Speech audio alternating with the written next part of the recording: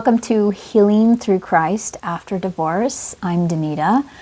Today we're going to talk about something that I think we all struggle with after divorce, and that is setting boundaries to protect ourselves from harm. And I will say, I know it's not easy, but if you can learn the technique of setting boundaries in a Christ-like way, it will change your life. Dr. Elaine Walton is an expert in helping women heal from deep wounds. And she is the one that really inspired me to want to help women as well. And she had created these beautiful steps. And a lot of these videos are based on years of experience that she's had in helping women. So one of the stages of the healing process that she put women through was helping them to learn to protect themselves. And this is what she said. A victim may not be able to prevent the offender from re-offending. However, the victim can take protective measures against future injuries.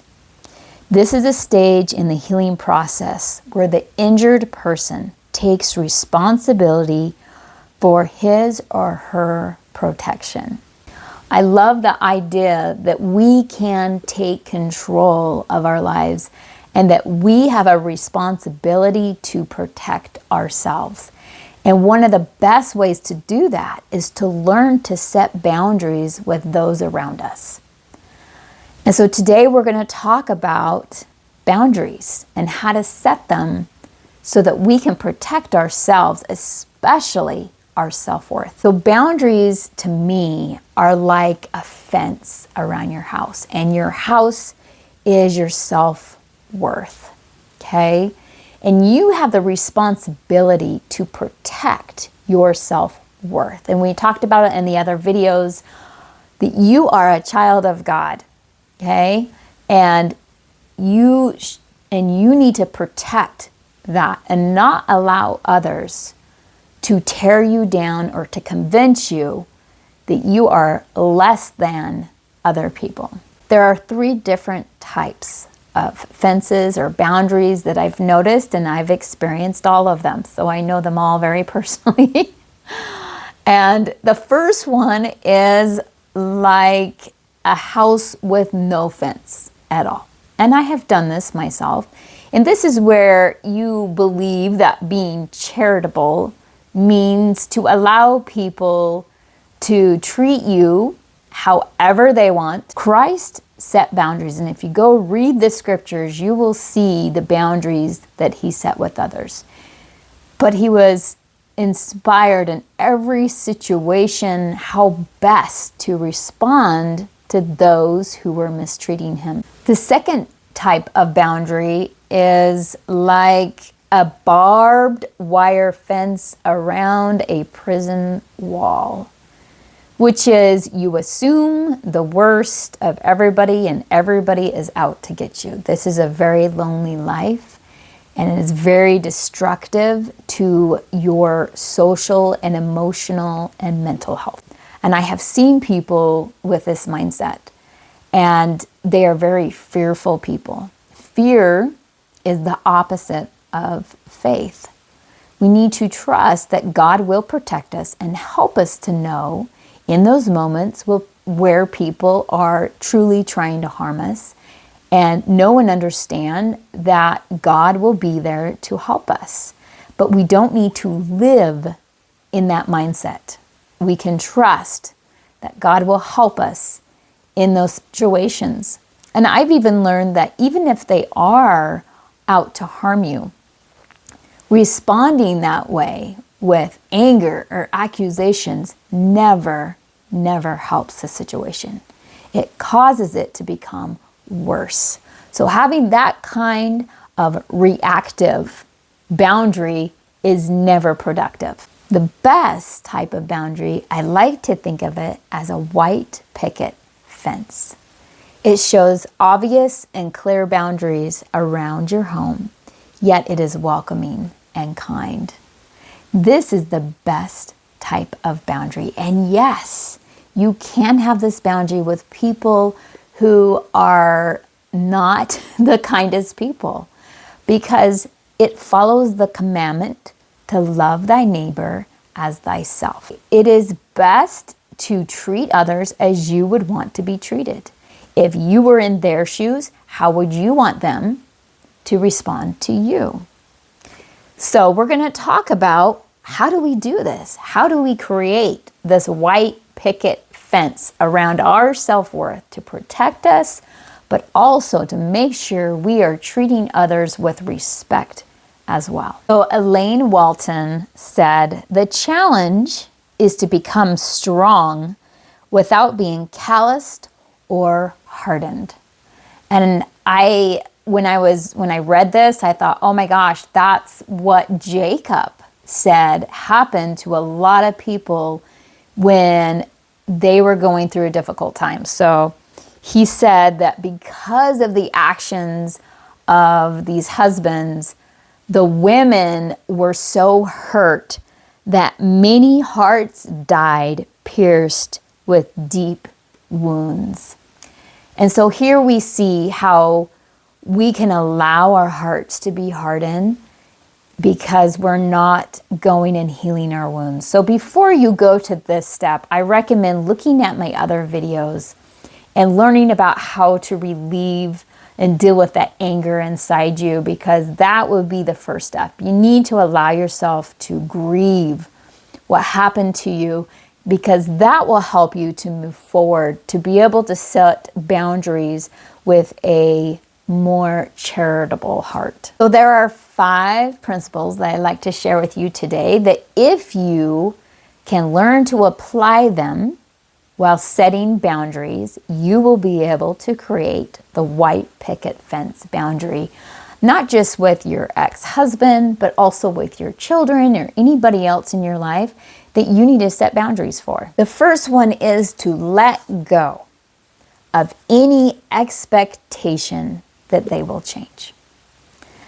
We tend to try to think that we can change them, but change comes from within. And if we have this expectation that they're going to change, we're going to be frustrated and disappointed. We can always pray for them, and we should. We can always set a good example, and we should. But we cannot expect them to change, because that will only create frustration in our lives. Number 2 is to determine what behaviors are unacceptable. So you need to sit down and you need to say, okay, this behavior is unacceptable to me. Write it down, acknowledge it, and it may even help to say why it's not acceptable to you.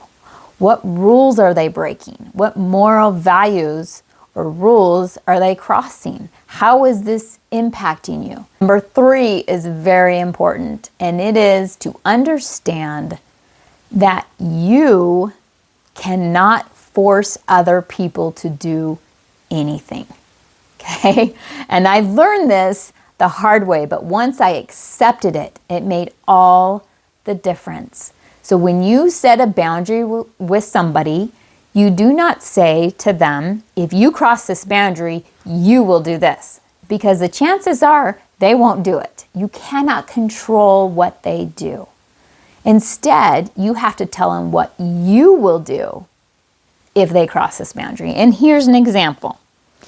If you are in a room with somebody and they are threatening you and calling you names and attacking your self-worth, you cannot say to them, you have to leave this room, because you cannot physically move them out of that room. And the chances are they're not going to do that.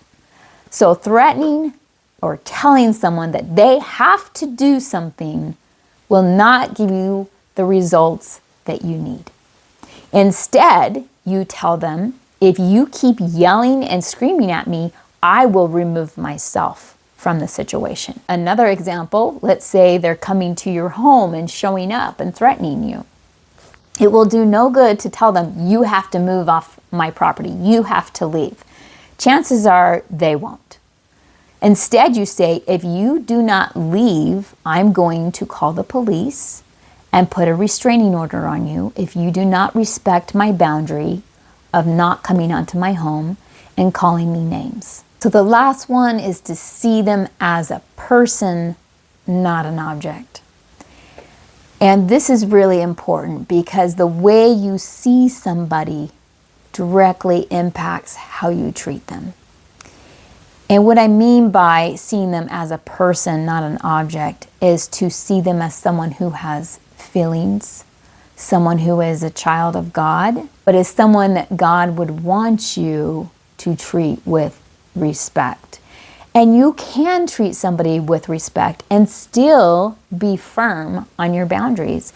And what I mean by treating them with respect is if they treat you disrespectfully, you refuse to do the same. You do not cross that boundary with them. If they treat you with anger, you do not do the same. You do not respond and revile back to them when they revile against you. And there are so many scriptures that teach that we are not to respond with anger or hatred towards someone else. And so by controlling ourselves, controlling our tempers, refusing to call them names, refusing to yell and scream at them, refusing to lose control of ourselves, is how you can treat them as a person rather than an object. In 1 Peter 3:9 it says, not rendering evil for evil. So if they are treating you in a way that is evil and hateful, do not respond back in that way. Find a way to gain self-control. Find a way to speak with clarity but kindness. And that is one of the most powerful tools you can use when you're dealing with someone who is acting that way. Because the thing is, if they treat you with disrespect and you give it back, they will say, well, look what you're doing. You're just like me. You're a bad person. You're, disrespectful to me. It justifies their actions. But if you learn to treat people with respect, regardless of how they are treating you, they cannot justify their actions. And it will help them to see with more clarity that their actions are in the wrong by you simply setting the example of respect and treating them as a person. So my invitation for you today is to create a boundary and practice it. Practice creating a boundary and sticking with it. And you can start really small. You can just start with maybe your kids in your home or a family member, but just try to practice these principles in creating this boundary. So I'm going to ask you some questions. I want you to get a piece of paper and pencil and write down the answers to these questions to help you to create your first boundary. The first question is, what behavior are they doing that is unacceptable? Now write down as much as you can about this behavior, when it happens possibly, what maybe triggers it, and just get as much clarity as you can around this behavior. Number 2 is, what will you do if they cross this boundary? Next question is, can you be consistent in holding this boundary? Can you do this anywhere? Like, for example, if you decide that you're going to take away a toy from a child if they throw a tantrum, can you do that while you are in a shopping store?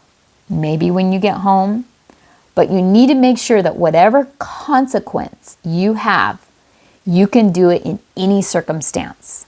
And the last one is, what can you do? How can you view this person differently so that you make sure You are treating them with respect. And also practicing and understanding that responding with anger will only justify their behavior to them. So you are helping them to see clearly that their behavior is out of line when you stay calm and respectful. Look forward to seeing you next time.